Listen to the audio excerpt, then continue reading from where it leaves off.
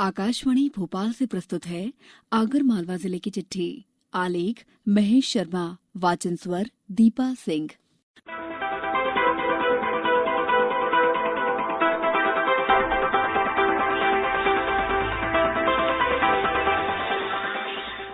आगर मालवा जिले में भी अब सर्दी का असर देखने को मिल रहा है।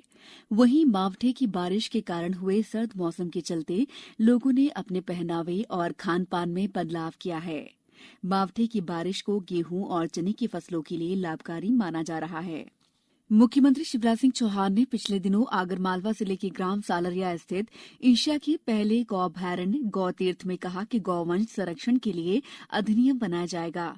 उन्होंने कहा कि अब प्रदेश के आंगनबाड़ियों में अंडा नहीं दूध दिया जाएगा, जिससे पशुपालकों को भी दूध विक्रय से लाभ होगा और बच्चों को भी दूध का पोषण मिलेगा। उन्होंने कहा कि गौ सेवा का काम सरकार करेगी, इसके लिए मंत्रियों की एक समिति भी बनाई गई है।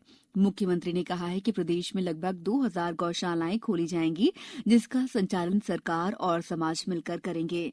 उन्होंने कहा कि गौ संरक्षण और संवर्धन के लिए वित्तीय संसाधन जुटाने के लिए उपकर लगाने की योजना भी बनाई जाएगी। श्री चौहान ने यहां कहा कि अभयारण्य में रिसर्च सेंटर शुरू होगा, इसे गौ पर्यटन केंद्र बनाया जाएगा। उन्होंने 36 लाख रुपए से अधिक के विकास कार्यों का भूमि पूजन किया। इस मौके पर मुख्यमंत्री ने कहा कि गौ अभयारण्य सालरिया को एक आदर्श गौ अभयारण्य बनाया जाएगा। गायों के संरक्षण और संवर्धन के लिए गठित गौ कैबिनेट द्वारा देश विदेश में गौ सेवा का अध्ययन कर प्रदेश में बेहतर प्रबंधन करने का प्रयास किया जाएगा। गौवंश के उपचार हेतु गौवंश संजीवनी योजना फिर से शुरू की जाएगी। आत्मनिर्भर भारत मिशन के अंतर्गत एग्रीकल्चर इंफ्रास्ट्रक्चर फंड हेतु भारत सरकार द्वारा अधिकृत knowledge partner Boston consultancy group और पीएमयू टीम के सदस्यों ने आगरमालवा जिले में संतरा फसल के उत्पादन, निर्यात जैसे विषयों पर चर्चा की। टीम द्वारा बताया गया कि जिले के संतरे देश और दुनिया के बाजार तक पहुंचाने के लिए एक बड़ी योजना बनाई जा रही है। वहीं जिला कलेक्टर अवधेश शर्मा ने बताया कि जिले में संतरा फसल का व्यापक उत्पादन होता है। उन्होंने बताया कि संतरा उत्पाद की पैकिंग वाली चीजें बनाने हेतु किसानों को समूह बनाकर योजना का क्रियान्वयन किया जाएगा। साथ ही संतरा उत्पादन को बढ़ावा देने के लिए जिले में ही उद्योग लगाए जाएंगे। पिछले दिनों आगरमालवा जिला मुख्यालय के होमगार्ड कार्यालय में होमगार्ड के 74वें स्थापना दिवस पर कार्यक्रम आयोजित किया गया।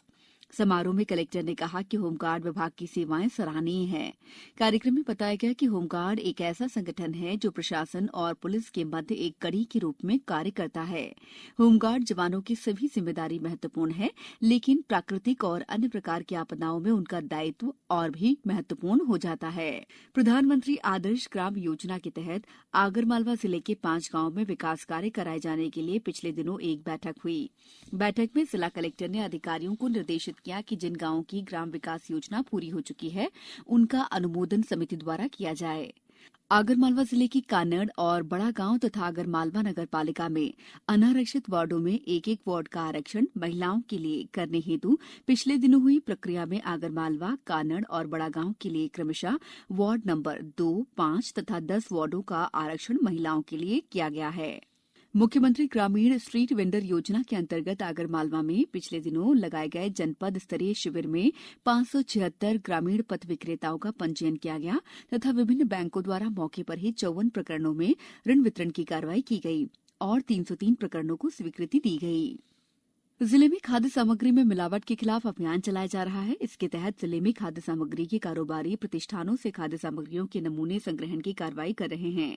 नमूनों को जांच के लिए विभिन्न प्रयोगशालाओं में भेजा जा रहा है।